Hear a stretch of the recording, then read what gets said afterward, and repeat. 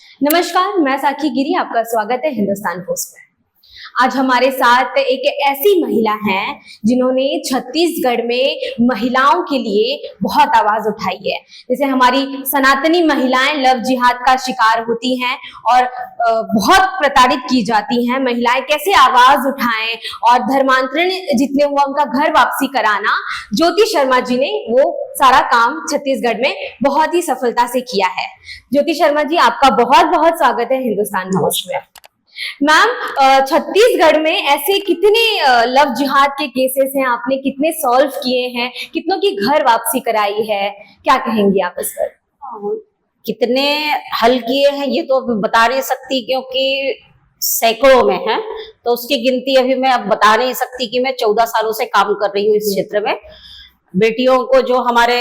Love जिहाद वाले हैं, जो जिहादी मानसिकता है जो हमारी बेटियों को लेके जाते हैं, उनके लिए कुछ लड़कियों को हम वापस ला पाते हैं। कुछ लड़कियां 1-8 साल रहने के बाद वहां से फिर आती हैं, कुछ आ पाती हैं और कुछ तो आत्महत्या कर लेती हैं। जी, तो वो जो लड़कियों को वापस लाने में वो जो प्रोसीजर पूरा होता है, उसमें आपको किन दिक्कतों का सामना करना पड़ता है? सबसे पहले बात तो दिक्कत हमें यहाँ पर आती है कि जब लड़कियां जाती हैं तो उनको ढूंढ के लाने के लिए हमको बहुत प्रयास करना पड़ता है, नंबर निकालना पड़ता है। उसके बाद उनको लाने के बाद क्योंकि हमारे यहाँ का जो कानून है, बालिग है तो वो लड़की जो मर्जी वो कर सकती है, तो ये गलत है भाई। जिस माँ बाप के घर में 25 साल 20 साल रही हैं, वो लड़की फिर 10 दिन के लिए या 2 महीने 4 महीने प्यार के लिए उस जिहाद में फंसती हैं, तो फिर उनको समझाना हमारे लिए वहां पर बहुत दिक्कत होता है। लड़की का एक ही रहता है कि मेरा वाला वो अब्दुल रहता है, रहमान रहता है, मेरा वाला ऐसा नहीं है। हम लोग उनको बहुत सारे जो सत्य है वो बताते हैं बिटिया को, उसके बाद भी नहीं मानती हैं लड़कियां, तो उसमें हमें दिक्कत आता है। घर वालों को हम देखते हैं पैर में गिर करके माता पिता, घर के भाई बहन सब हैं, गिड़गिड़ाते हैं कि मत कर उससे, लेकिन उस वक्त में लड़की को समझाना मतलब हमारे लिए बहुत ज्यादा मुश्किल हो जाता है। लेकिन कोशिश करते रहते हैं, तो कुछ लड़कियां समझती हैं, जिनको समझ में आ जाता है कि नहीं, इन लोग जो बोल रहे हैं, दीदी लोग सही बोल रहे हैं, वापस आ जाती है। जिन लोगों को हिंदू धर्म से, सनातन धर्म से प्रेरित किया जाता है कि आप ईसाई धर्म में आ जाइए या इस्लामिक धर्म को कबूल कर लीजिए, वहां पर जो लोगों का धर्मांतरण किया गया, आपने जैसे बताया बहुत संख्या में वहां पर धर्मांतरण होता है छत्तीसगढ़ में, तो क्या कहना चाहेंगी कि उसका क्या असर पड़ता है छत्तीसगढ़ पर और कैसे आप लोग कार्य करते हैं उसके लिए? छत्तीसगढ़ में धर्मांतरण तो एक हम लोग जो दीमक की तरह पूरा हमारे छत्तीसगढ़ को खा रहा है। ऐसा कोई समाज अछूता नहीं है जिनको वो, जो क्रिश्चियन, हम लोग छत्तीसगढ़ में उनको चिरई बोलते हैं, उन लोग जहां पर जाके हमारे लोगों को लालच दे करके उनको धर्मांतरित नहीं करते हैं, उनको लालच में नहीं फंसाते। और आजकल खास तौर से हम लोग देख रहे हैं 2-3 सालों से महिलाओं को वो ज्यादा टारगेट कर रही हैं, लड़कियों को और महिलाओं को, हिंदू महिलाओं को। ओके, मैम आप मुझे ये बताइए, अभी हाल ही में आपने एक केस देखा होगा जो कि महाराष्ट्र के यहाँ विरार में हुआ है कि लड़का लड़की का जो अफेयर था, लड़की ने ना कहने के बाद लड़के ने उस पे पाने से हमला किया, और ऐसे कई सारे जो है कि केसेस हमने देखे हैं प्यार को लेकर, लव जिहाद को लेकर। जी जी, तो उसमें जो ये इतना अतिक्रमण हो रहा है, वार करते रहे, इस पे क्या एक्शन लेना चाहिए? लड़कियों को क्या खुद सशक्त बनने की आवश्यकता है? बिल्कुल, मैं हमेशा सभी लड़कियों को कहती हूँ कि जो सेल्फ डिफेंस का जो कराते हैं, और माँ बाप से भी मैं विनती करना चाहूंगी कि अपने बच्चों को कराटे सिखाइए,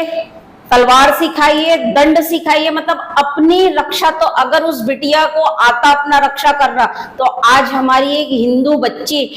उस जिहादी के हाथों नहीं मारी जाती। अगर वो अपना बचाव उस चीज को सिखा देते, उनके घर वाले सेल्फ डिफेंस को, उनको कराटे आते रहता या दंड चलाना ही आता, या उनके घर वाले ऐसे शिक्षा दे दिए रहते, तो आज जो महाराष्ट्र में हुआ है वो नहीं होता। और मैं आम जनता से भी, जो खड़े होके देखते हैं मूक दर्शक हमारा हिंदू समाज, बाद में फिर आप मोमबत्ती लेके निकलते हैं, तो वो मोमबत्ती के लिए जो आप पैसे खर्च करते हैं हिंदू समाज, उनसे मैं विनती करना चाहूंगी कि जिस समय जिहाद हमारी लड़कियों को मारते हैं, उस समय आप अगर एकजुट होकर उनके लिए खड़े हो जाएंगे, तो हमारी बच्चियां बचना शुरू हो जाएंगी। यहाँ तो ये है कि यहाँ पर हिंदू लड़कियों को सभी को सेल्फ डिफेंस का सीखना जरूरी रहता है, क्योंकि कहीं ना कहीं आजकल की बच्चियां बाहर निकलती हैं, जॉब पे जाती हैं, तो कुछ लोग होते हैं अपने समाज में कि कुछ गंदगी फैलाने के लिए होते हैं, तो उसके लिए सेल्फ डिफेंस का सभी लड़कियों को जरूरत है सीखने का। और माँ बाप को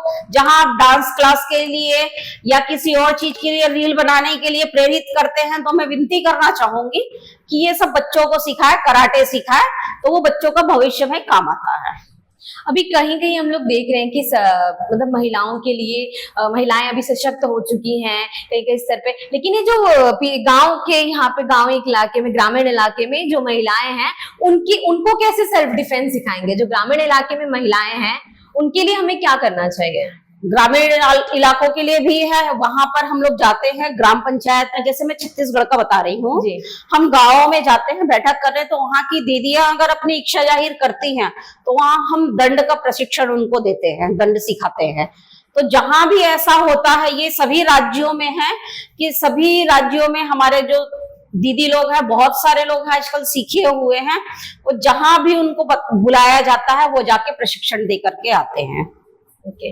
आप एक हमारे युवा पीढ़ी को सनातन धर्म से जुड़ी चीजें कैसे प्रेरित करेंगी और कैसे जागरूक करेंगी कि लड़कियां और लड़के दोनों, जो युवा पीढ़ी ही देश का भविष्य होती है, तो कैसे वो बढ़ चढ़ के इसमें हिस्सा ले और अपनी खुद की रक्षा करें?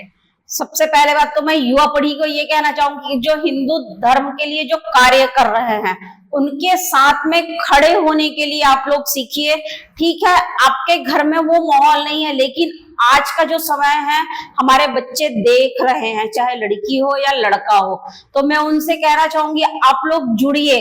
अधिकांश बच्चे, मैं अभी 4 धाम से होके आई हूँ, मैंने देखा, मुझे बहुत खुशी हुई कि यंग बच्चे, आज के समय के जो बच्चे हैं वो मुझे वहां दिखे, वो उनमें दिखा हिंदुत्व की भावना, तो एक खुशी भी महसूस हुई मुझे कि नहीं चलो आजकल के, लेकिन कुछ अभी भी उस चीज को नहीं समझ पा रहे हैं। तो मैं कहना चाहूंगी जहां भी हिंदू संगठन है, चाहे बेटी हो चाहे बेटा हो, आप लोग हिंदू संगठन से जुड़ के रहिएगा, तो आने वाला भविष्य हमारे लिए और बच्चों के लिए सुरक्षित रहेगा। आपका बहुत बहुत आभार व्यक्त करती हूँ मैं।